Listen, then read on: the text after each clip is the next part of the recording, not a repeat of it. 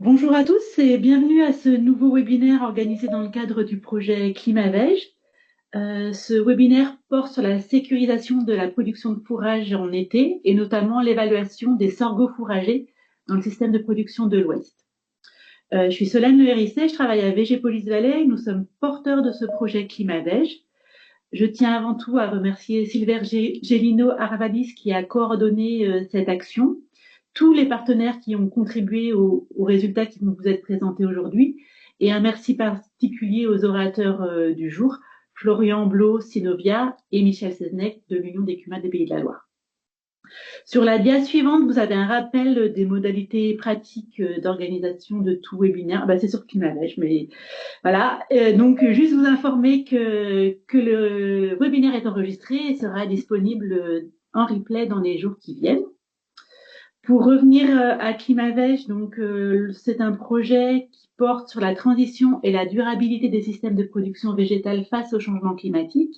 Il a démarré en février 2021 pour une durée de 4 années. Il implique 80 partenaires autour de 24 actions de recherche et d'expérimentation.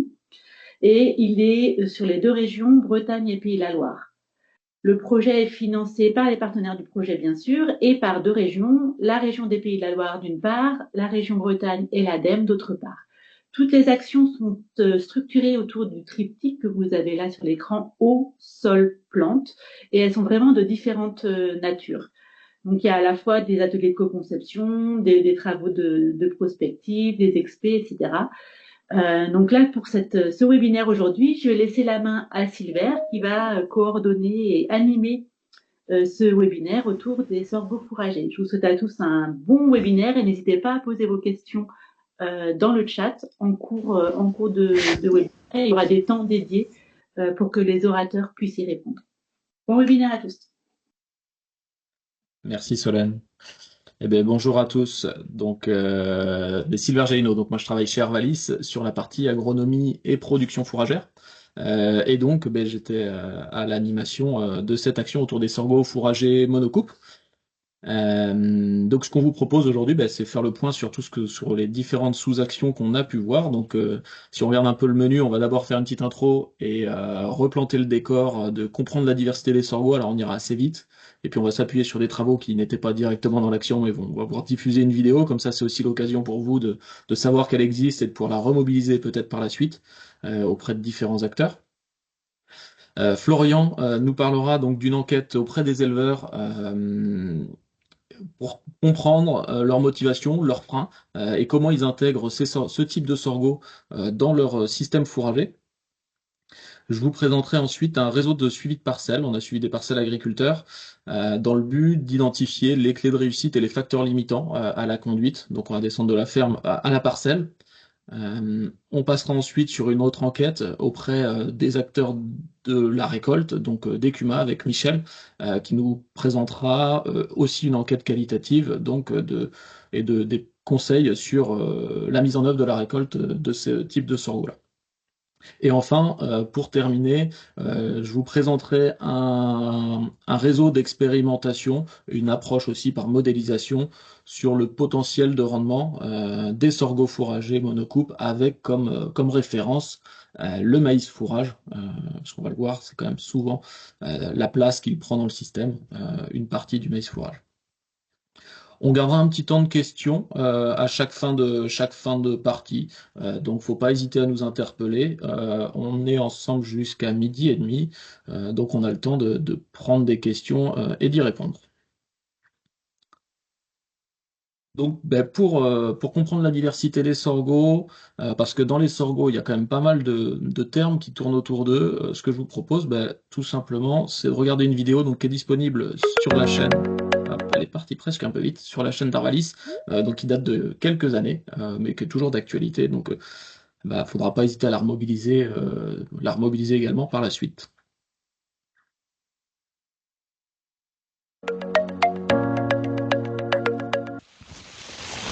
Alors bonjour à tous, on se retrouve ici en Lorraine sur notre plateforme Maïs Sorgho.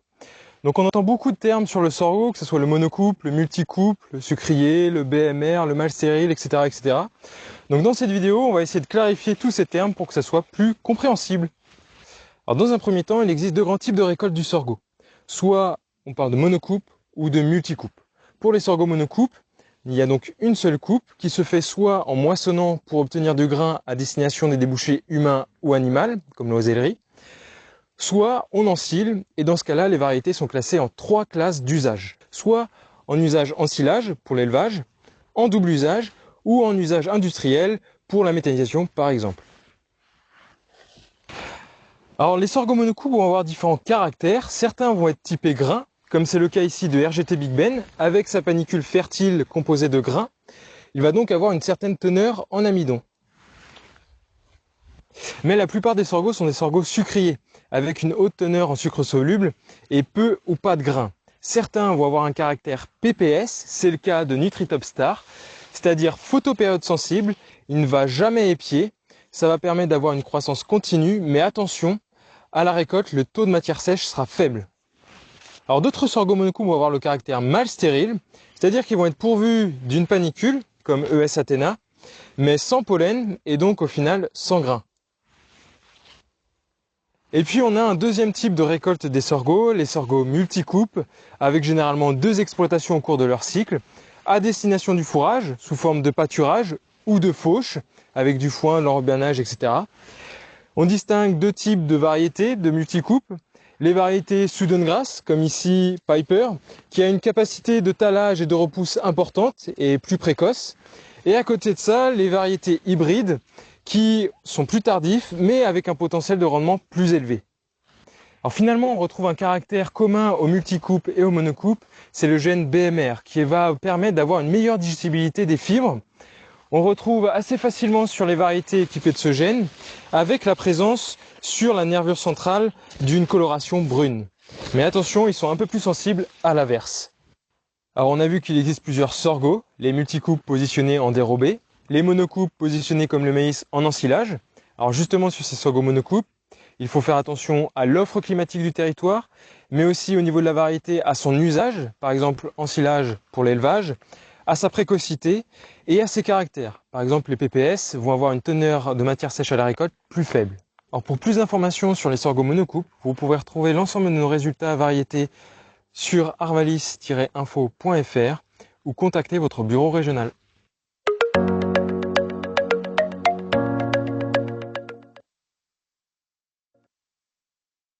Donc, dans le cadre de cette action-là, on s'est bien intéressé aux monocoupes, hein, ce qu'on a été récolté une seule fois. Une petite précision aussi sur les types de sorgho monocoupes qu'on a pu aller voir. Donc on a bien été voir les trois ou les quatre types même. On a eu du sucrier, donc fertile, et du qui peut être appelé sucrier aussi, mais des mâles stériles. On a eu des photopériodiques sensibles et des types aigrins avec des profils plus amidons. Donc on va bien trouver ce panel-là dans ce qu'on vous présente par la suite, mais tout en monocoupe, et toujours des variétés qui sont avec des bonnes valeurs UFL et donc à destination plutôt de l'élevage, plutôt que des variétés des fois avec moins de valeurs UFL, mais qui font beaucoup plus de rendement.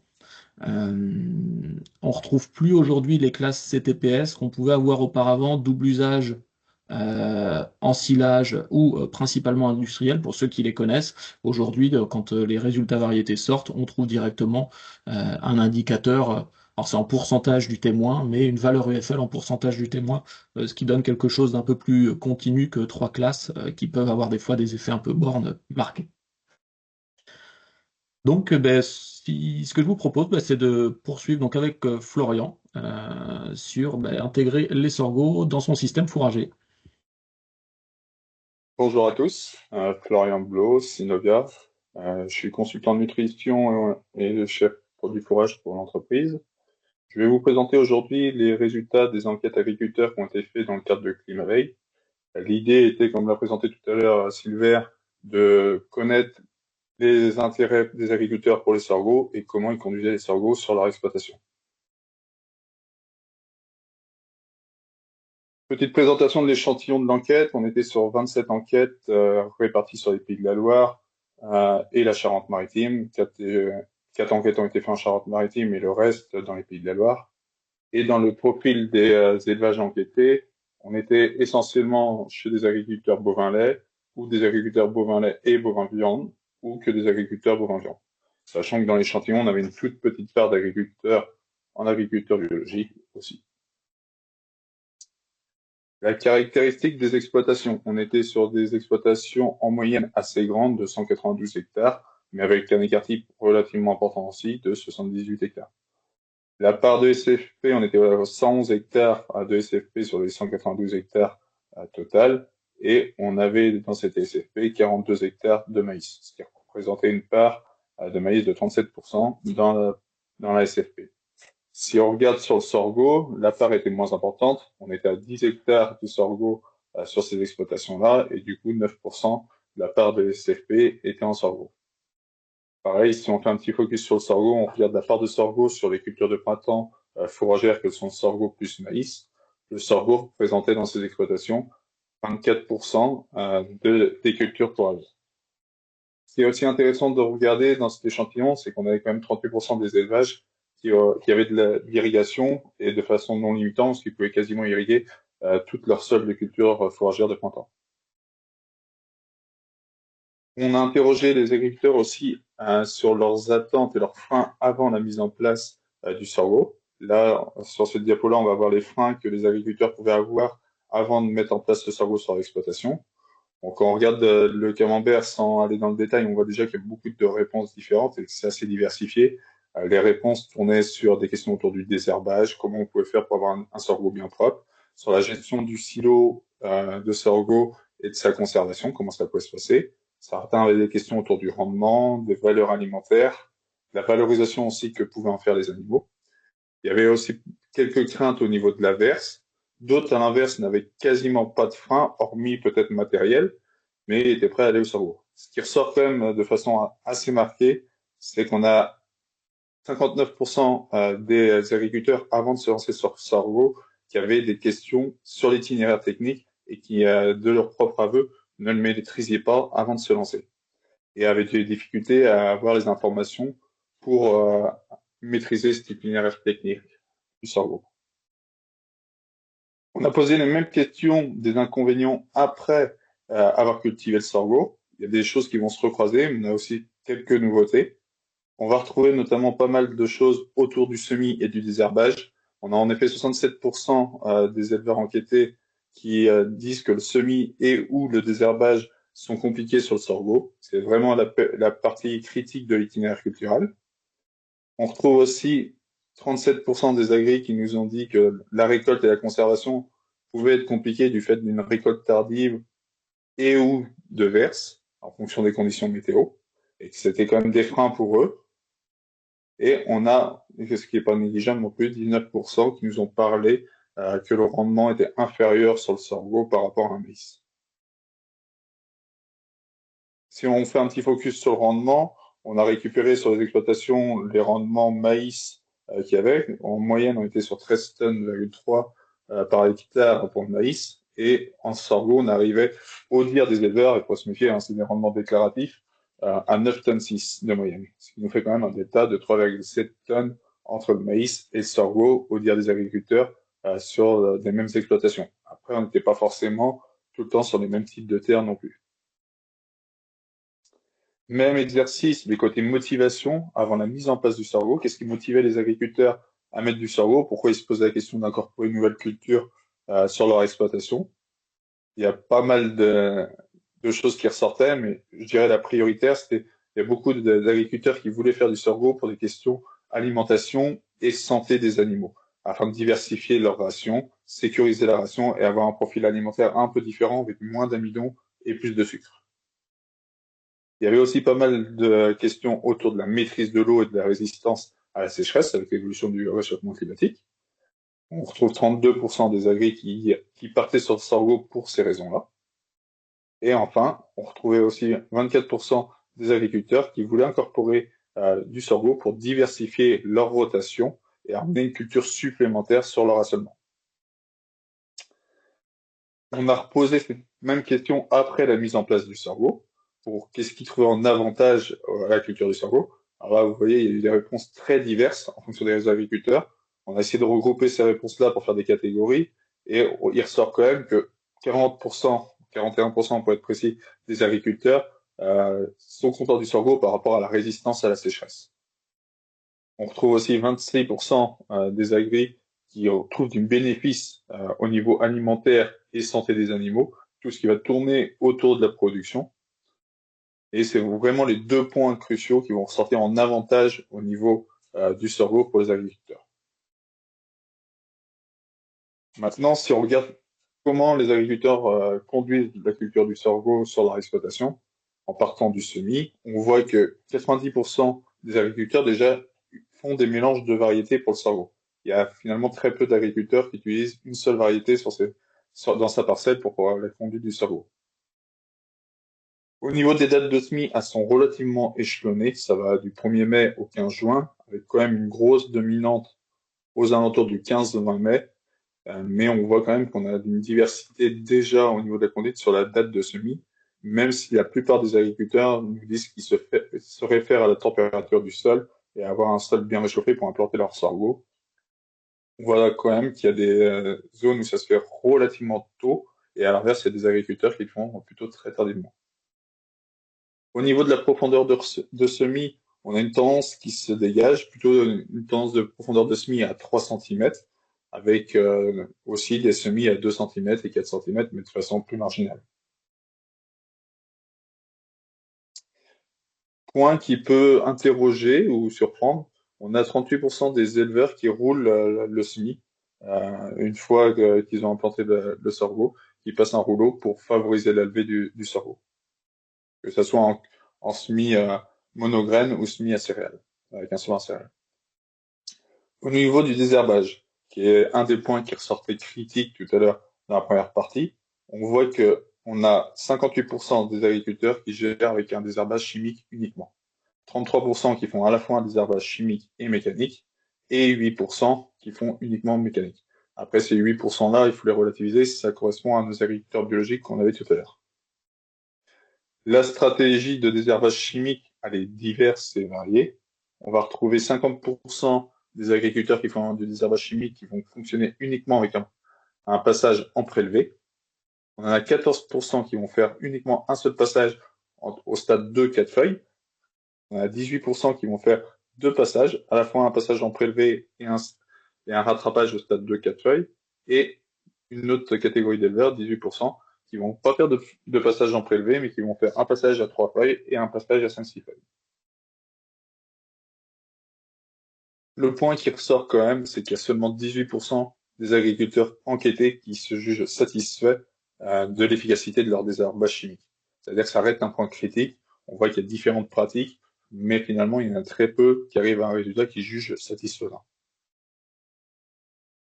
Au niveau de la récolte, on a des dates de récolte relativement échelonnées qui vont aller début septembre à la fin octobre, avec une grosse dominante quand même sur la deuxième quinzaine de septembre. On a 50% des récoltes qui se font à ce moment-là. Et on a quand même deux agris qui nous ont répondu que pour eux, la récolte du sorgho, ils s'en préoccupaient pas, ils faisaient ça en même temps que le maïs pour tout mettre dans le silo. C'est-à-dire déjà qu'il n'y avait pas forcément une conduite spécifique au sorgho au niveau du choix de la récolte. Qu'est-ce qui déclenche justement la récolte dans les élevages? Pour beaucoup, c'est les conditions météo, à savoir dès qu'il y a des grands vents, de la pluie d'annoncer. Ils disent que même si le sorgho n'est pas arrivé à maturité, ils récoltent pour pas prendre de risques. Parce que comme on le voyait tout à l'heure dans les freins, la récolte est un peu plus compliquée sur le sorgho par rapport à ça. Et ils ont ces craintes-là du fait d'une récolte tardive. Dès que les conditions météo commencent à être compliquées, ils décident d'ensiler. Il y a 9% qui nous ont parlé qu'ils faisaient en même temps que la récolte du maïs. 5% par rapport au stade de la plante. Finalement, quand on compare par rapport à des conduites maïs, c'est très très peu, 5% qui suffit à un stade physiologique de la plante. 18% par rapport à la disponibilité de l'ensileuse. Faut pas oublier qu'on est sur une culture qui est plutôt minoritaire, généralement qui passe derrière les ensilages de maïs. Et ça, c'est quand même ressorti dans les enquêtes en disant que c'était pas tout le temps simple d'ensiler. Et on a un agriculteur qui nous a aussi dit que lui, il récoltait souvent fin septembre, mais qui visait de récolter juste après une période sèche pour que la matière sèche de son sorgho soit plus importante pour favoriser derrière la conservation et la valorisation. Justement, au niveau de la récolte, 100% de la récolte dans les élevages se font en ensilage, du fait qu'on est sur du sorgho monocouple. Il y en a 27% qui mélangent le sorgho avec le maïs, c'est-à-dire que soit le sorgho est ensilé en même temps que le maïs pour un agriculteur, ou les autres qui débâchaient le silo de maïs pour remettre du sorgho par-dessus. On a 93% qui rencontrent aucun problème de conservation. Dans l'enquête, on a juste eu un retour sur des soucis de conservation, mais dans l'ensemble, des agriculteurs étaient assez unanimes là-dessus en disant que c'était un produit qui se conservait très très bien, qu'ils n'étaient pas embêtés, qu'ils tassaient pas beaucoup parce que du fait que c'était humide, mais que pour autant, ils n'avaient pas de soucis de conservation derrière. Au niveau des longueurs de coupe, on a des choses très très diverses. On a des agriculteurs qui coupent relativement fin, entre 9 et 12 mm. On a 16% des enquêtés qui ont répondu ça. On en a 44% qui sont sur des coupes, on va dire, plutôt standards par rapport à du maïs à 44%, entre 14 et 20 mm, pardon. Et les autres sont sur des coupes relativement élevées, à plus de 3 cm, plutôt comme de l'herbe, et ça représente 36% des enquêtés. On a un agriculteur, toujours le même, qui conduit le sorgho comme son maïs.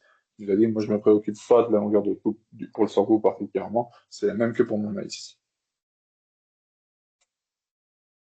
Au niveau de la valorisation du sorgho par les animaux, les principaux intérêts, c'est ce qu'on retrouvait tout à l'heure dans la diapo, mais exprimé un peu différemment ici. C'est beaucoup d'intérêts et d'attentes par rapport à la diversification d'alimentaire et la sécurisation de la ration.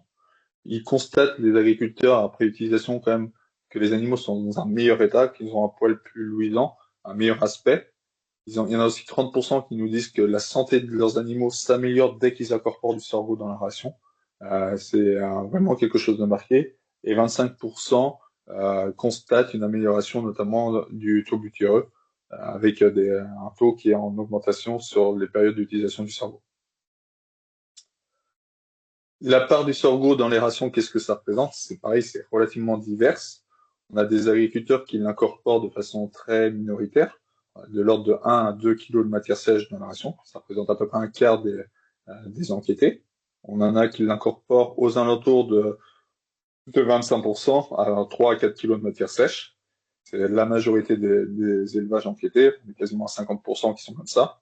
Et les autres sont entre 5 et 6 kilos, et on a un élevage qui a plus de 6 kilos de matière sèche dans la ration de sorgho. On voit qu'on a quand même des utilisations à la fois au niveau alimentaire très diverses et des conduites aussi très différentes. Je ne sais pas si ça soulève des questions.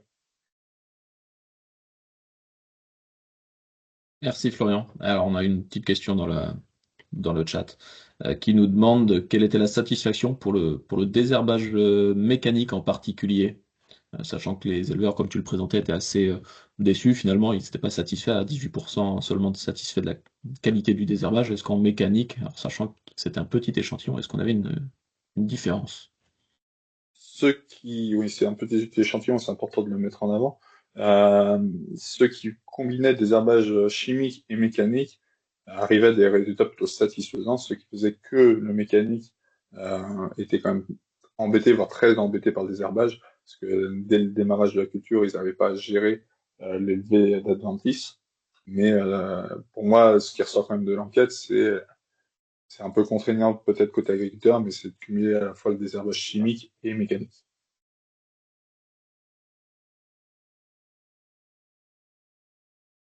Merci. S'il y a d'autres questions, on peut en prendre une ou deux. Pas hésiter. Sinon, on va poursuivre. On va poursuivre sur la partie suivante. Et donc, je vais vous parler, moi, donc on va descendre à l'échelle de la parcelle, et je vais vous vous présenter un petit peu ce qu'on a pu voir quand on a eu des suivis, donc des suivis de parcelles, donc facteurs limitants, clés de réussite, ce qu'on a pu identifier. Donc, quand on parle réseau de parcelles, en fait, on a suivi une vingtaine de parcelles entre 2021 et 2023. Alors quand je dis on, c'est donc le réseau de conseillers chez Synovia en grande partie, et puis la ferme expérimentale des Trinotières, chez qui il y a également du sorgho, donc en Maine-et-Loire, qui ont eu des suivis de parcelles, et en fait, je n'ai fait que le traitement, le regroupement de tout ça. Donc des suivis, vous voyez, entre 2021 et 2023, pas forcément équilibrés entre les années, donc dans tout ça, c'est assez qualitatif tout ce que je vous présente, mais ça permet quand même de souligner certains points. L'objectif de ces suivis, c'était de recenser les éléments de conduite, comment les sorgho étaient globalement conduits et est-ce qu'on identifie des facteurs limitant le rendement dans la conduite des sorgho. Et donc vous avez une petite carte là sur la droite qui montre la répartition géographique sur toutes ces années-là. Donc une majorité qui ont été suivies dans le Maine-et-Loire et Sud-Vendée avec un qui était en bordure, donc qui était en Charente, mais bon qui est vraiment qui était Nord Charente et Sud Vendée. Et puis quelques parcelles en Sud Sarthe. Donc si on va suivre un peu le déroulé de la culture pour regarder tout ça. Premier point, c'est quel type de sorgho sont utilisés. Ce qu'on peut noter, ça rejoint ce que nous présentait Florian tout à l'heure, c'est que la majorité sont utilisés en mélange. Donc on retrouve ce point-là également dans les vins suivis, 75% des parcelles suivies, c'était des mélanges de variétés. Et pour la grande majorité des variétés utilisées, ce sont les photopériodiques sensibles et les mâles stériles. Donc on choisit globalement des variétés qui amènent sur des profils alimentaires un peu plus différents, en tout cas du maïs, où on a des profils alimentaires qui sont moins orientés vers l'amidon, puisqu'on est sur des variétés qui font peu, voire pas de grains du tout. Pour la préparation du sol, on a des choses assez classiques. 85% des parcelles étaient labourées. On est souvent entre 2 et 3 passages de préparation, donc rien de particulier, pas de choses qui semblent réellement différentes à des itinéraires pour un semis de maïs en termes de nombre d'interventions et d'interventions. On a 85% sont labourés. On peut aussi noter, alors je vous le montre par la suite, mais que beaucoup aussi valorisent des effluents organiques. Donc c'est aussi une façon des fois de bien les incorporer dans les premières couches du sol. Pour le semis, le matériel utilisé, principalement des semoirs monograines, 85% sont en monograines, et la grande majorité conserve des écartements 60-80, donc des semoirs qui sont des semoirs maïs qui sont disponibles sur les fermes. Donc pour semer le sorgho, on va le voir, mais on sème à des densités supérieures, donc la modification c'est d'avoir des disques adaptés pour pouvoir semer plus dense. Seuls 15%, donc ça doit représenter 3 élevages. On fait des semis semoirs céréales, donc c'est ceux qu'on retrouve finalement avec des interrants inférieurs à 30 cm. Et donc quelques-uns quand même ont semé au monograine avec des interrants réduits. On est sur des interrants à 37,5 pour ceux qui ont réduit l'interrant. Donc très peu de réduction de l'interrant dans les pratiques, sachant que ça semble, alors je le laisse sans affirmative, mais ça semble un facteur important pour optimiser la culture. C'est des projets d'études que l'on a nous à creuser et à quantifier, mais la littérature en tout cas nous laisse supposer que la réduction de l'interrant c'est un facteur plutôt positif pour le rendement du sorgho. Concernant la dose de semis utilisée, on a une grande variabilité. On a des doses de semis qui vont s'étaler de 150 000 grains hectare à, pour le plus élevé, un peu plus de 500 000 grains hectare. Donc vraiment une plage de doses de semis très très étalées, avec une majorité qui ont semé quand même en dessous, si on prend les deux premières inférieur à 180 et 180 de 100 000 grains hectare, une majorité quand même qui ont semé dans ces densités-là, donc 65%. Donc, qui correspond à les préconisations aujourd'hui, selon les sources, mais on va de 180, un petit peu moins éventuellement, à un peu plus de 200 000. Donc on est plutôt sur la fourchette basse des préconisations si on prend la masse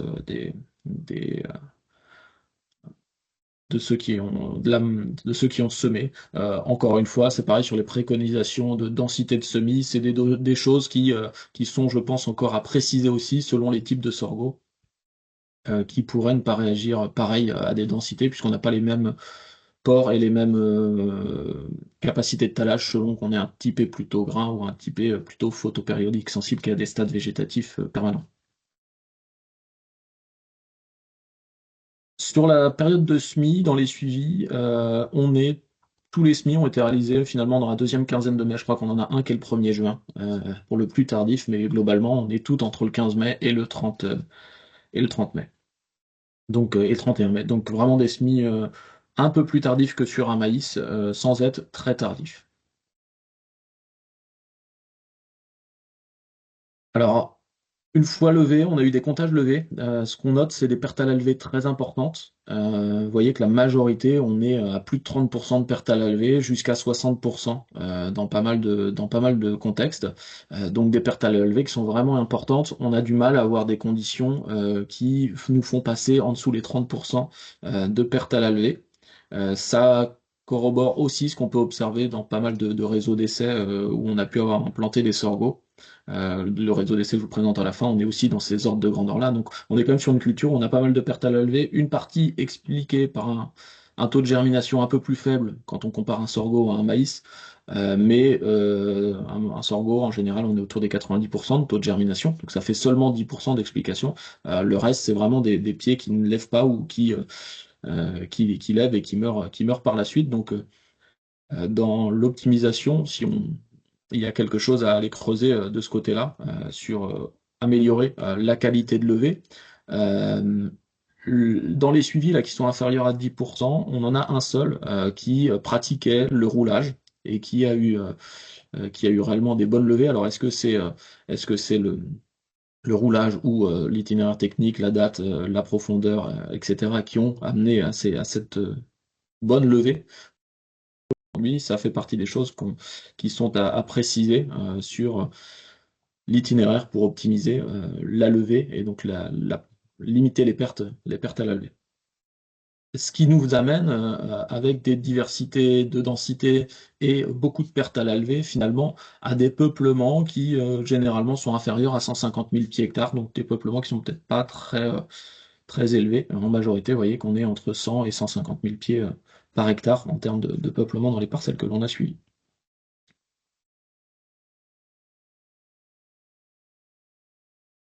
Ensuite, concernant les stratégies de désherbage, alors on a globalement retrouvé également toutes les stratégies de désherbage dans les 20 parcelles qui étaient suivies. 40% étaient 100% chimiques, 20% en mécanique 100%, et puis 35% en mixte. Ce qu'on peut noter, c'est que le facteur salissement dans les 20 parcelles qu'on a suivies, c'est quand même un facteur important. Il était assez présent, on peut dire que 8 cas sur les 20 avaient une pression adventice assez élevée, et on peut estimer qu'on aurait fait mieux si on avait réussi à mieux gérer ce désherbage, quoi. C'était un des facteurs limitants dans les 8 parcelles sur les 20. Difficile de mettre un lien entre la stratégie chimique, mécanique ou mixte avec le salissement dans ces suivis-là. Et également le labour, non-labour, le nombre d'interventions, c'est pareil, pas forcément de lien dans les quelques suivis. En revanche, ce qu'on peut noter, c'est quand même que dans les stratégies qui sont intervenues très tôt, alors c'est 100% en chimie, la prélevée, on n'a pas eu de passage de RC tri, mais ça pourrait se faire également, hein. Mais dans ceux qui sont intervenus en traitement prélevé, donc dans les 0,3 jours après le semis, donc il y en a 7 qui l'ont fait, et donc dans les 7, 6 globalement ont une bonne maîtrise adventice sur leur parcelle. Il y en a un seul où malgré tout on a vu une forte concurrence adventice sur la parcelle. Donc l'intervention tôt dans ces suivis-là semble quand même quelque chose qui semble améliorer la gestion du salissement. Dans ces suivis, c'était de la chimie, bon, questionnement quand même sur la RC tri à l'aveugle, qui peut aussi permettre de passer en prélevé assez tôt en début de cycle. Côté ferti, bon, comme je vous le disais, pas mal de parcelles valorisent les effluents organiques, c'est une culture de printemps, elles les valorisent plutôt bien, donc 75% valorisent les effluents organiques, parfois avec un complément en minéral, donc généralement des doses plutôt faibles, donc les 40 unités d'azote sont plutôt en complément de fertilisation organique, et puis on peut aller jusqu'à 120 unités dans les suivis qu'on a eus pour des stratégies qui étaient 100% minérales. Peu d'apport de phosphore et de potasse sur les parcelles. Euh, voilà, c'est un constat. Ouais, on sait que le phosphore peut avoir un effet boost sur l'installation de la culture. On a eu peu d'apport, donc on peut pas forcément aller regarder de ce côté-là ce que ça donne. Résultat, ce qu'on peut voir, c'est que on a une grande disparité dans les rendements. Ça recroise ce que nous présentait Florian tout à l'heure. On a des très bons et parfois aussi des rendements faibles. Mais ce qu'on peut noter, c'est que ça semble pas plus lié à l'annexa, alors avec quelques suivis, mais vous voyez que peu importe l'année, on la retrouve globalement dans les 5 classes de rendement. Euh,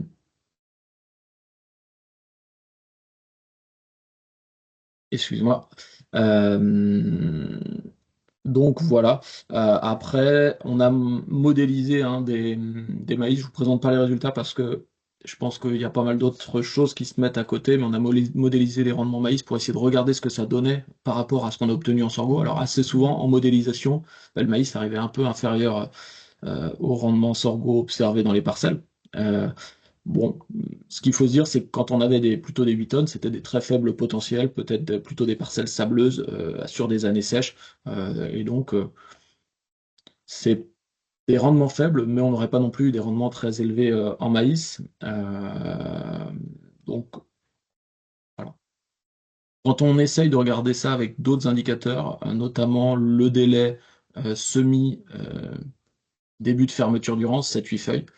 Donc c'est des nombres de jours, hein. Quand on a eu moins de 30 jours entre ce délai semi-fermeture du rang, on voit qu'on a des rendements qui, sur les quelques suivis qu'on avait, étaient plutôt élevés. Et ça semble plutôt, en fait, le délai d'installation semble assez corrélé avec le résultat de la culture. Donc cette installation, ça renforce l'idée hein, que l'installation, c'est une des périodes clés pour la réussite de la culture. Et peut-être qu'il y a, même sûrement, il y a un lien entre la vitesse d'installation et la concurrence adventice qui s'exerce sur cette période-là. Donc ce qu'on peut voir hein, globalement dans ces suivis-là, ou ce qu'on peut en retenir, c'est que on a plutôt des sorgho au profil photopériodique sensible et mal stérile, donc des sorgho au profil alimentaire assez différents du maïs qui ont été choisis. Un itinéraire technique qui globalement il est conduit avec le matériel disponible, donc semoir maïs généralement présent, et un itinéraire en termes de préparation et d'entretien assez classique. On retarde le SMI malgré tout quand même, c'est quelque chose qui est pratiqué, hein. On retarde le SMI un petit peu jusqu'en deuxième quinzaine de mai. Malgré tout, des pertes à l'alvé qui aujourd'hui sont importantes. Et puis le lien sur la gestion du salissement, là, ce que je vous ai présenté sur le désherbage, qui semble important, et l'intervention tôt, qui semble aussi pouvoir améliorer un petit peu tout ça. Donc bon, on a quand même un triptyque autour de tout ça, c'est la vitesse d'installation, le salissement et le résultat, avec des questions qui, je pense, seront encore à préciser sur comment améliorer tout ça, l'optimiser, comment améliorer la vitesse d'installation et limiter le salissement, qui semblent des critères importants pour la réussite de la culture. Voilà pour cette partie présentation des parcelles, de suivi de parcelles. Donc s'il y a quelques questions, eh bien, on peut J'ai les pas eu de prendre. questions dans le chat, Silver, mais Ouais. ceci dit, voilà, n'hésitez pas, ou si vous préférez allumer votre micro pour poser les questions en direct, n'hésitez pas non plus.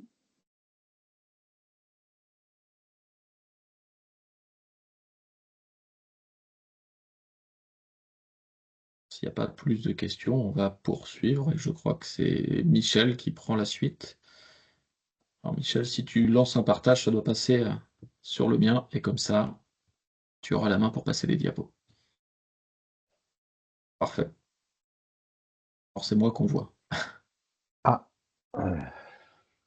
j'ai pas dû faire la bonne. Faut que tu partages le bon écran, ou faut que tu mettes. Ouais. Excusez-moi.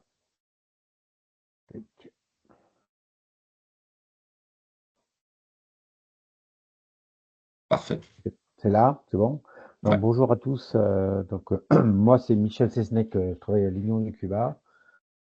Je suis un peu je suis expert au fourrage on travaille beaucoup avec les collègues de toute la Bretagne. Euh, donc, on a fait une enquête auprès des utilisateurs de matériel de récolte dans les CUMA des Pays de la Loire. Donc on a enquêté 15 opérateurs sur 2021-2023. Donc sur les équipements, les problèmes rencontrés et puis leur ressenti un petit peu au niveau de la récolte du sorgho. Alors, il faut déjà pointer que la récolte du sorgho est un élément, comment dire ça, qui se fait en complément des équipements, des récoltes maïs à la période de septembre-octobre. Et donc, ils utilisent essentiellement les équipements présents sur le terrain. Il n'y a pas d'équipement spécifique pour ça. Donc, l'idée, c'était un peu d'identifier un peu les freins liés à cette récolte pour éventuellement pointer des sujets à améliorer et voir comment on pourrait améliorer le sujet. Dans l'ensemble des utilisateurs, que ce soit là, dans les opérateurs, il y avait des opérateurs salariés et des opérateurs agriculteurs qui étaient aussi des éleveurs qui utilisaient les sorgho dans leur fourrage. Donc il y a un mélange un petit peu des deux. D'une manière générale, donc l'équipement utilisé pour la récolte du maïs en monocoupe est le même que la récolte. Non, la récolte du sorgho est la même que la récolte du maïs. Donc l'ensileuse équipée du bec rotatif aujourd'hui, il n'y a plus que ça sur le terrain. Sauf que la plupart du temps, s'ils le peuvent, ils n'utilisent pas la partie éclateur, donc qu'on retrouve sur le maïs, parce que du fait que l'éclateur sur le sorgho, le grain est tellement petit qu'il n'y a aucun intérêt de l'éclater. Et en plus, il y a des risques éventuellement parfois dans des conditions versées, qu'on verra tout à l'heure, d'absorption de corps étrangers, etc. Donc il n'y a pas d'intérêt à garder l'éclateur, car le passage dans l'éclateur peut éventuellement euh, générer plus de bourrage que de solutions pour la récolte. Et éventuellement, quand il y a des cumas qui sont équipés ou des machines qui sont équipées de fonds striés, pour insection, il est de préférence enlevé. Ça dépend un petit peu des quantités qu'il y a à récolter et ça dépend un peu les périodes aussi de récolte. C'est-à-dire que au niveau si c'est vraiment fait après les maïs et qu'il n'y a plus de maïs à faire, les opérateurs souvent enlèvent directement l'éclateur. Si c'est un chantier qui se fait entre deux chantiers de maïs, l'éclateur il est éventuellement desserré s'il n'y a pas beaucoup de surface ou éventuellement enlevé puis remis après pour le maïs. Donc, voilà. Les équipements de récolte devant, ils font avec ce qu'ils ont. Bon, c'est vrai que sur les enquêtés qu'on a fait, il y avait beaucoup d'équipements avec des becs rotatifs, avec des petites toupies. Mais j'en discutais encore hier avec un groupe d'éleveurs, un groupe de chauffeurs. En grande toupie, ça marche très bien aussi, etc. Donc, quand le sorgho est en bonne condition.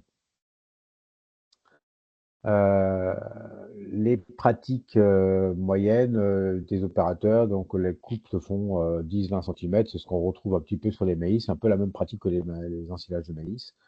Et les longueurs de hachage, alors là, il y a un petit peu d'incohérence par rapport à la technique sur les ensileuses. Il y a pas mal de gens qui disent qu'ils essentiellement coupent à plus de 6 cm. Par rapport à ce que nous a présenté Florian, on était plutôt à des coupes de 14, donc 1,4 à 2 cm, voire 3 cm. Sachant que les ensileuses, si on modifie pas on ne descend pas le nombre de couteaux sur les rotors, les coupes maximum sont souvent à 22-26 mm. Donc un petit peu d'incohérence par rapport à ce qui a été déclaré par les enquêtés là. Mais donc, grossièrement, c'est la même pratique que les maïs, avec une coupe franche, un petit peu comme on voit sur la petite photo que je vous ai mis sur le diaporama. Sur les complications récurrentes un peu à la récolte, on va retrouver un petit peu les problèmes que rencontrent les opérateurs. Ça va être essentiellement des problèmes soit de tenue du sorgho, c'est-à-dire que le sorgho, du fait qu'il est encore très lourd, suivant les types de variétés, suivant les mélanges, il peut y avoir de la verse, soit de la légère verse, soit dépendre complètement versée, et donc ça engendre des difficultés de récolte. Et c'est vrai que les conditions météorologiques, les gens ils s'adaptent, hein, parce que c'est en général pour l'instant c'est pas des grandes surfaces qui récoltent, donc ça se passe plutôt bien, mais c'est plutôt ils anticipent un petit peu les coups de vent, comme on a vu un petit peu dans les enquêtes éleveurs, ou éventuellement les grosses périodes de pluie, sachant qu'on récolte souvent pas mal après les maïs, et si jamais la parcelle est trop elle prend de l'importance. Donc la récolte, un petit peu le timing n'est pas toujours évident pour les éleveurs et les opérateurs. La période idéale, c'est d'aller vers un peu plus de maturité sur la plante. Mais ben, on pointe souvent à partir de mi-septembre, fin septembre, ben, des risques de coups de vent, avec une culture qui est assez lourde et qui risque de verser. Donc la période idéale, c'est bien sûr d'arriver avant la verse. Ça, ce serait top. Et aussi la question en même temps, souvent coup de vent, pluie, les questions de portance sur les parcelles. On a vu cette année dans les récoltes de maïs, c'était très compliqué parce qu'on était vraiment en retard par rapport aux années précédentes. Ben, le sorgho, souvent, on est un peu plus en retard que le maïs. On a parfois des problèmes de verse et de portance. Euh, donc, d'une manière générale, que ce soit les chauffeurs ou même les chauffeurs éleveurs disent que ils trouvent que la culture est plutôt intéressante sur beaucoup de points, mais il y a quand même des limites. Bon, la limite, c'est un petit peu la verse, la portance. Et reviens un petit peu sur la question du désherbage, là, qui a été citée déjà à plusieurs reprises là, dans le début du diaporama avec les collègues. Bah, le salissement a la conséquence d'avoir des cultures qui sont un peu encombrées au pied et peut avoir des problèmes de bourrage au niveau des becs pour récolter. Les opérateurs disent bien que c'est sûr que quand c'est un chauffeur salarié qui fait tous les chantiers, ben, il maîtrise beaucoup mieux les conditions et derrière il peut gérer plus facilement les problèmes de salissement et sans doute plus efficace dans les récoltes que quand c'est un éleveur qui récolte que sa parcelle ou les parcelles du voisin et voilà. Donc c'est vrai que donc je reviens sur la question du désherbage. Le salissement entraîne plusieurs conséquences, mais surtout un encombrement des becs lors de la récolte, si on parle de la récolte, et des problèmes de bourrage accumulés avec des verses. Ben, on a des soucis de rentrée du maïs, du sorgho dans la machine. Donc c'est un peu c'est le désherbage, c'est un peu eux ils disent à écouter, c'est intéressant, ils ont aussi dit le retour qu'ils avaient des éleveurs chez qui ils oscillaient, bah, c'est un peu le point qui freine un petit peu, entre guillemets, qui fâche sur la culture du sorgho, bah, c'est le désherbage, on réussit à pas bien maîtriser, donc on revient un petit peu sur ce qui a été dit précédemment.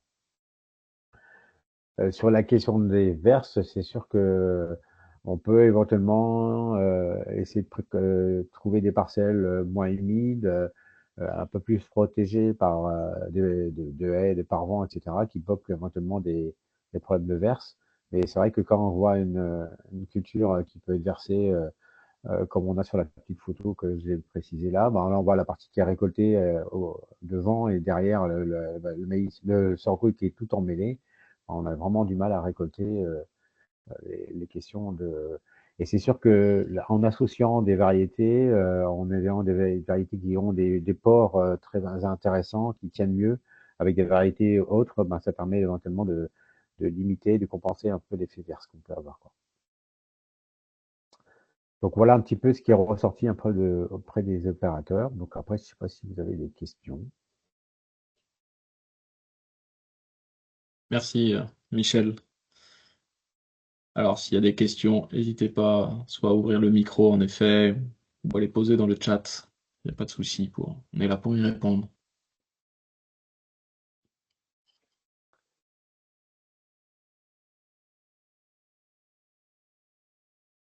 Eh ben, s'il n'y a pas de questions, si c'est clair, on pourra, de toute façon, on aura un temps de questions aussi à la fin et on sera toujours là avec Florian et Michel pour répondre même aux parties d'avant, il n'y a pas de souci. Eh ben, on va poursuivre du coup sur la dernière partie. Et du coup, ben, je vous propose qu'on aille jeter un petit coup d'œil du côté d'un réseau d'expérimentation qui a été mis en place aussi là, dans le cadre du projet, dans le but de comparer le potentiel de rendement des sorgho fourragers. Là, on avait des parcelles qui étaient suivies, on a eu des enquêtes, voilà. C'est toujours difficile dans tout ça de comparer les choses, toutes choses égales par ailleurs, puisqu'on peut comparer des parcelles différentes, des conduites différentes, etc. Donc bah là, l'idée, c'était bien de décrire le potentiel dans des conditions similaires. Alors pour ça, on a eu 3 années d'expérimentation, 2021, 2022, 2023. Euh, alors on avait 2 réseaux d'essais finalement qui nous permettent de consolider ça. Donc on avait bien une grande partie qui était dans le réseau Climavège, donc le projet là dans lequel dans le cadre on organise ce webinaire, et également renforcé par des expérimentations dans le cadre du projet Cap Protéines, ce qui fait qu'on en a qui sont un petit peu au-delà de l'Ouest, c'est les petites étoiles culture fourragère d'été notamment. Dans ces essais étaient semés des sorgho fourragers monocoupes et du maïs en référence. Et les deux étaient semés à la même date pour voir à même date de semis ce que donnait chacune des cultures. Donc on est globalement sur des semis qui étaient sur la deuxième quinzaine de mai pour ce que je vous valorise. On a eu quelques essais où on a eu des semis à la date du maïs, c'est-à-dire plutôt tout début mai. Mais bon, trop peu de données valorisables. On pourra revenir dessus si ça vous intéresse, mais on a trop peu de données valorisables pour présenter des résultats consolidés. Donc ce que je vous présente, c'est bien des semis plutôt type sorgho, mais le maïs a été semé également à la même date. Ensuite, dans la conduite, on était sur des conduites classiques de fertilisation, de désherbage pour les cultures, une conduite moyenne, mais qui est la même pour toutes les espèces. Donc, pour analyser ces données-là, on a trié les essais, les données sur deux facteurs, sachant que ce qui nous sert de référence, c'est notre maïs fourrage, qu'on connaît très bien. Donc en fait, j'ai classé les années selon le potentiel. Donc ça classe et l'année et le site selon le potentiel donc du maïs, le rendement qu'a fait le maïs dans l'essai. Donc on a des essais qu'on a qualifiés de faible potentiel, avec des rendements du témoin maïs inférieurs à 11 tonnes, et puis des rendements classés à bon potentiel, avec des rendements maïs au-dessus de 11 tonnes. Donc ce que transcrit, ce qu'on voit au travers de cette séparation, hein, c'est le potentiel de l'année et le potentiel de sol sur lequel était l'essai. Sur le second axe, on a partagé les données, alors là c'est les données sorgho du coup, puisque c'est le sorgho qu'on regarde, selon la date de récolte des sorgho, avec des sorgho qu'on a été chercher globalement à isodate maïs. En gros, on a eu la récolte du maïs et on va chercher les sorgho en même temps ou aller dans la semaine, donc le sorgho n'a pas le temps de faire une croissance supplémentaire euh, après la récolte des maïs, mais globalement on a isodate entre le maïs et les sorgho. Et la deuxième classe, ce qu'on a appelé sorgho à maturité, ce que vous verrez pas forcément peut-être le terme exact, mais les sorgho ont été récoltés entre 8 jours et 30 jours. Alors, en réalité, entre 7 et 8 jours, entre 7 et 15 jours, on n'a pas eu de récolte. C'est toujours des sorgho qui ont été récoltés au moins 15 jours après les maïs. Et donc en fait, on a entre 15 et 30 jours supplémentaires par rapport au maïs dans cette seconde classe. Ce qui nous permet, ce qui nous donne en fait 4 classes d'essais et de données que je vous présente ensuite. Hein. Donc des essais en faible potentiel, où on a été chercher les sorgho soit comme le maïs, soit en leur laissant un peu plus de temps. Et puis la même chose avec des essais à bon potentiel. Alors, petite précision, peut-être pour les moins familiers du sorgho, pourquoi un peu cette distinction de date de récolte? Ce qu'on prête et ce qu'on donne comme valeur ajoutée, en tout cas au sorgho, hein, et ce qui est ressorti d'ailleurs dans les enquêtes que nous a présenté Florian, c'est la bonne capacité des sorgho à rester verts durant l'été, durant les épisodes de sécheresse, et à refaire de la biomasse au mois de septembre, quand on a un peu plus de fraîcheur, on a des fois des retours de pluie, d'orage. Quand le maïs, lui, il est en train de continuer de sécher, accumuler de la matière sèche dans son grain, le sorgho, lui, est toujours vert et a une capacité à continuer à faire de la biomasse, notamment pour des types photopériodiques sensibles, mais c'est aussi vrai pour les autres, parce qu'on a des cycles globalement qui sont un petit peu plus longs sur les sorgho, en termes de besoins en température. Donc ils ont cette capacité à continuer à faire de la biomasse un peu plus tardivement, donc quand on les segmente comme ça sur la date de récolte, on voit le potentiel qui reste par la suite, post-date récolte de maïs. Donc qu'est-ce que ça donne quand on segmente toutes nos données de la dizaine d'essais comme cela? Donc là, vous retrouvez les 4 classes en bas, et donc dans les histogrammes, ce sont les barres de rendement. Alors, Tout à gauche, vous avez les faibles potentiels, isodate maïs ou à maturité. Donc ce qu'on voit, c'est que en faible potentiel, donc dans des contextes plutôt séchants, peu de réserves hydriques ou années difficiles, globalement, si on y va en même temps que le maïs, cherchez tout ça, vous voyez qu'on est autour des 10 tonnes et les sorgho sont plus ou moins dans la même gamme que le maïs. Alors à noter que sur toute cette analyse-là, vous avez les lettres statistiques en bas, il y a très peu de différences. On a de la variabilité, on a très peu de différences statistiques. Donc tout ça, ce sont que des tendances, mais elles sont intéressantes puisqu'on voit des hiérarchies qui s'inversent. Donc bref, faible potentiel, isodate. On a des choses qui sont assez similaires entre les espèces. Dès qu'on laisse le sorgho croître plus longtemps, donc 15 à 30 jours supplémentaires par rapport au maïs, donc ce que vous trouvez là dans la deuxième groupe en vert. Donc le maïs qu'on retrouve, c'est exactement le même que celui de la classe d'à côté, parce que lui, forcément, il a déjà été récolté. Eh ben, on voit que le sorgho a la capacité à accumuler 2 tonnes à 2 tonnes 5 supplémentaires, ce qui permet un peu d'inverser la hiérarchie. Pas de différence statistique, mais on inverse la hiérarchie, et là les sorgho, dans ce contexte faible potentiel et possibilité de valoriser l'arrière-saison, ils sont supérieurs ou égaux au maïs. En bon potentiel, les sorgho ils partent avec un peu de retard quand on y va en même date, c'est-à-dire que le maïs, vous voyez qu'il a presque 17 tonnes dans les essais, données micro-parcelles. Et les sorgho, eux, en faible potentiel, si on y va en même temps, ils ont 2 tonnes, 2 tonnes 5 de retard sur le maïs en termes de rendement. Et ces 2 tonnes, 2 tonnes 5, on les récupère si on leur laisse le temps de croître et on revient dans le même ordre de grandeur que le maïs. Donc finalement, l'intérêt là, des sorgho face au maïs, ce qu'on voit, c'est qu'ils valorisent bien plutôt les faibles potentiels déjà, et puis que ça a un intérêt si on a la capacité, la volonté d'allonger un petit peu le cycle, de leur laisser le temps de profiter de cette arrière-saison au mois de septembre. On voit une petite hiérarchie, généralement les sucriers, les mâles stériles sortent plutôt au-dessus, les PPS sont pas trop mal et un petit peu en retrait, alors peut-être des essais notamment dans la zone Bretagne un peu plus fraîche qui ont pu les pénaliser. Et puis les types et grains, donc avec des profils un peu plus amidons et des profils peut-être plus faciles en termes d'accumulation de matière sèche et plus similaires à un maïs, qui sont peut-être un petit cran en dessous. Si on regarde rapidement la matière sèche en parallèle, ce qu'on voit, c'est que c'est les petits points que vous avez sur les graphiques, et si on suit le trait qui est là que je marque avec ma souris, c'est 25% de matière sèche. L'objectif, c'est d'arriver un petit peu au-dessus. Donc globalement, ceux qui sortent en dessous, en général, ce sont les photopériodiques sensibles, en faible potentiel. On va retrouver dans les bons potentiels, potentiellement une meilleure alimentation hydrique, également les sucriers et les mâles stériles. Quand on va les chercher un petit peu tôt, on arrive à les faire passer au-dessus en les récoltant un tout petit peu plus tard. Peut-être aussi un effet année. Mais globalement, des sorgho qu'on arrive à amener à maturité, hormis le photopériodique sensible, et peu d'effet de l'allongement de la période de l'allongement du cycle cultural sur le taux de matière sèche.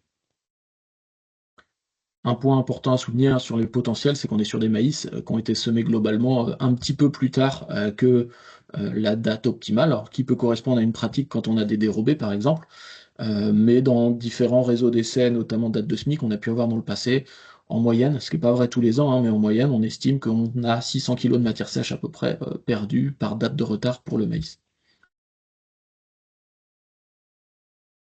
Alors en termes de matière sèche, que c'est important quand même pour la conservation, on synthétise là tous les petits points qu'on avait tout à l'heure, c'est peut-être un petit peu plus lisible comme ça. Ce qu'on voit, le maïs, on n'a pas eu de souci pour l'emmener à des taux de matière sèche suffisants. Les sorgho type grains, profil plutôt amidon également, ils accumulent la matière sèche assez facilement et donc on les amène au-dessus des 30% sans trop de difficultés. Donc normalement des conservations qui devraient bien se passer. Les mâles stériles et les sucriers, donc des profils qui font du grain mais peu de grain, sucriers, globalement arrivent à dépasser les 25, donc on devrait avoir des silos qui se conservent, qui ne devraient pas avoir trop de perte de jus, et donc ça rejoint ce que nous disait Florian tout à l'heure, normalement on a des conservations qui ne devraient pas poser trop de soucis, c'est ce qui est plutôt observé sur le terrain. Et puis par contre les PPS seuls, Là, on confirme un petit peu les retours aussi hein, qu'on peut avoir, c'est que ça monte très peu en matière sèche quand on les cultive seul, et donc seul, ça veut dire qu'en silo, ça va faire du jus si on ne le met pas sur un maïs. Donc globalement, des variétés qui sont peu préconisées en culture sol, donc plutôt en mélange à chaque fois qu'on les a retrouvées, en mélange avec d'autres types de variétés qui amènent de la matière sèche au silo.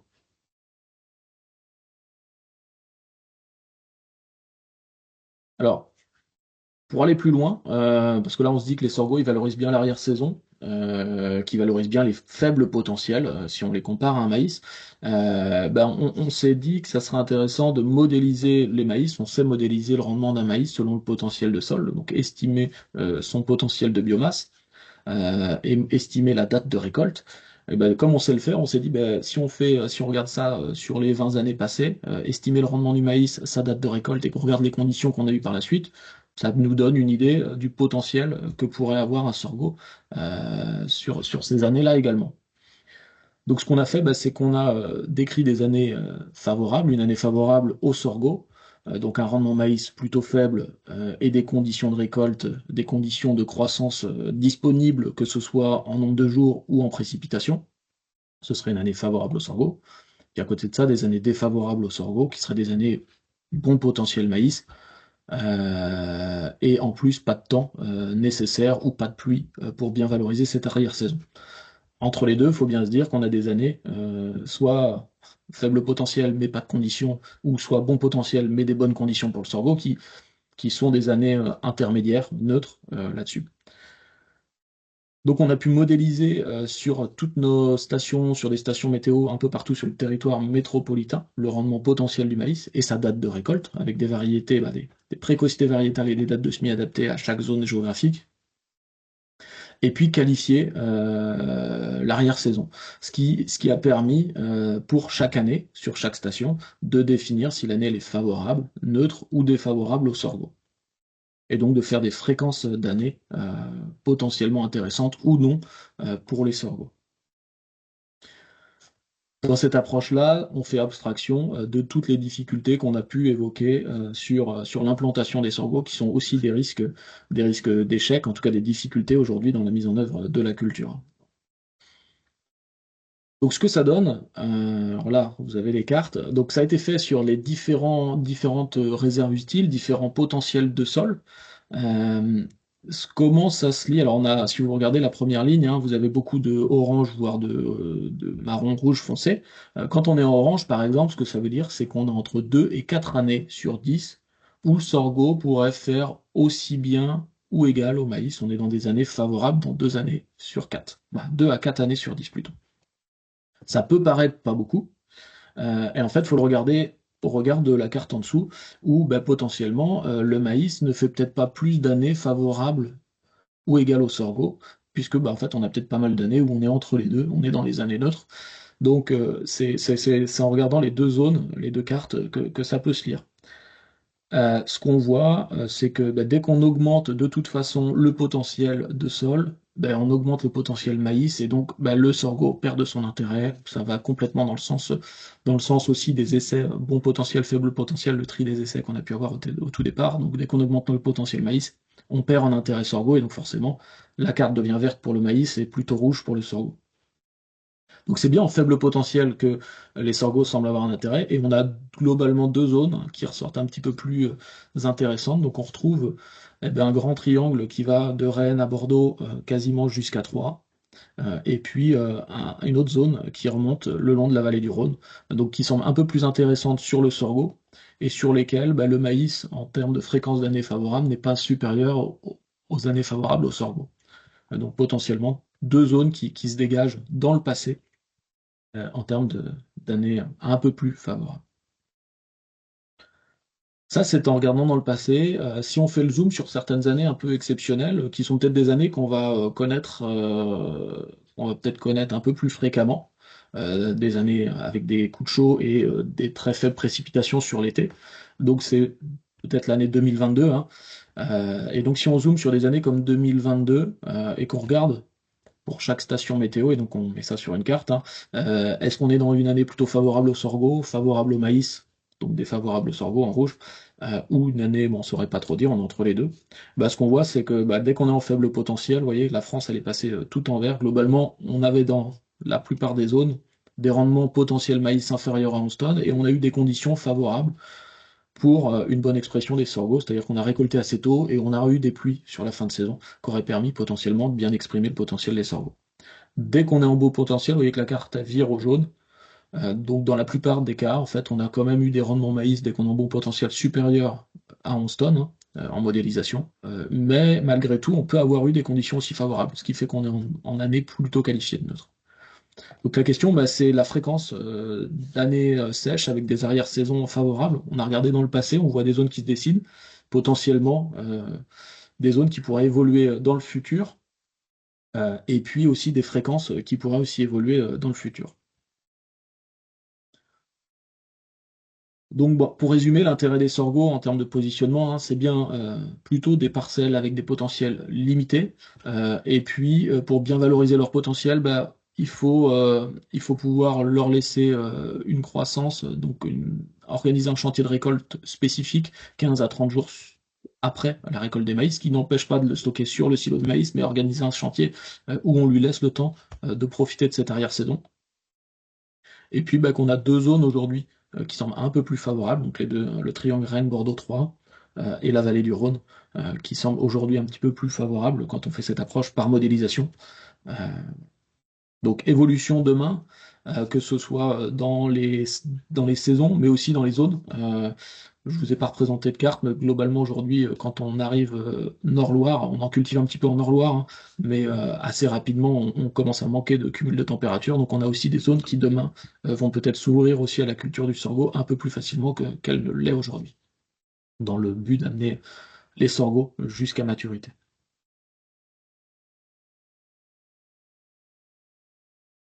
Alors, s'il y a quelques questions, on peut prendre le temps d'échanger sur cette partie-là, peut-être dans un premier temps, ou revenir sur les autres points, si vous souhaitez, il n'y a pas de souci. Il n'y en a pas dans le chat, en tout cas, pour l'instant. Merci pour ton travail de projection, en tout cas climatique, là, sur cette dernière partie conclusive. C'est super intéressant. J'espère les explications étaient assez claires. C'est pas facile à appréhender. C'était très clair. Donc je prends les questions s'il faut qu'on revienne dessus, sans souci.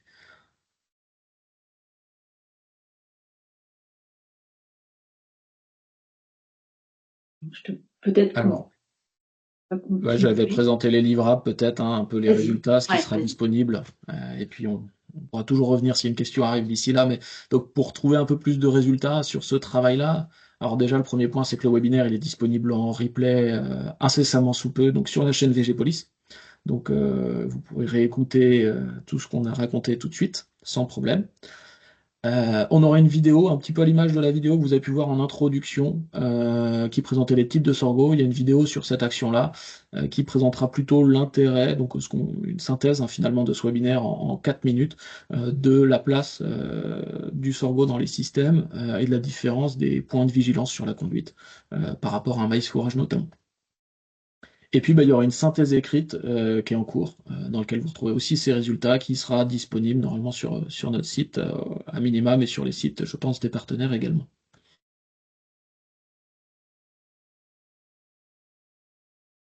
Merci Sylvain. Donc pour conclure, vous rappelez, comme je le disais tout à l'heure, que ce webinaire s'organise dans le cadre d'une série plus large. Donc vous avez encore des webinaires à venir sur lesquels vous pouvez vous inscrire sans souci.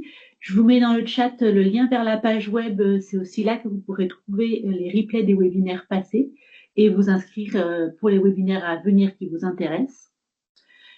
Sur la dia suivante, je profite aussi du temps du webinaire d'aujourd'hui pour vous informer qu'il y a une journée finale qui est organisée dans le cadre du projet Climat Beige. Ce sera aussi le moment de venir rencontrer les partenaires qui ont contribué à la réalisation de ces différents travaux. C'est un projet très large, donc du coup, il y a vraiment des travaux très, très différents. Donc, cette journée sera le 13 mars 2025 à Nantes. Donc là, de la même manière, c'est une journée qui est gratuite, mais sur inscription. Donc, de même, je vous mets dans le chat le lien vers vers cette journée si ça vous intéresse. Si vous avez des questions, aussi bien sur le projet Climavège au sens large ou sur la tâche qui a été présentée là par Sylvain, Michel et Florian, vous avez ici nos coordonnées, donc n'hésitez pas à revenir vers nous sur le projet ou sur la tâche, et ce sera un plaisir de répondre à vos interrogations. Je vous souhaite à tous une bonne suite de journée et j'espère à très bientôt.